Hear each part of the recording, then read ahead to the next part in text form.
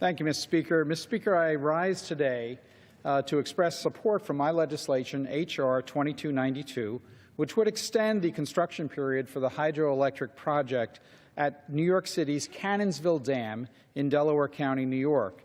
Once completed, the Cannonsville Hydroelectric project will generate over 42,000 megawatt-hours of electricity each year, enough to avoid the emission of 25,000 tons of greenhouse gases. But unfortunately, the project is in jeopardy due to this time lag. Current Federal Energy Regulatory Commission regulations allow a licensee 2 years to begin construction of a hydroelectric project once the license has been issued.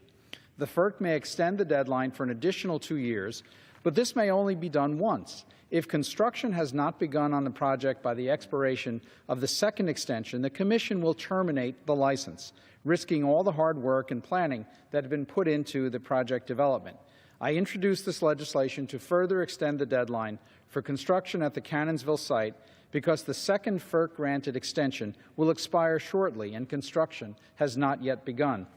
By allowing for additional time before commencement of construction, we can help protect downstream communities and ensure the safe development of a clean and renewable energy project on this New York City-owned facility.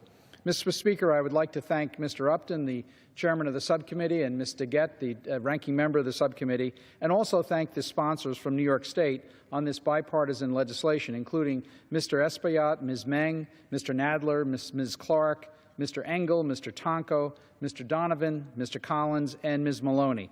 By bringing together the stakeholders from across the Empire State, we've ensured that a variety of constituent concerns have been met in the development of this legislation. I urge my colleagues to support H.R. 2292 so that we can further protect public water supplies for New York City and help strengthen and modernize our nation's energy infrastructure.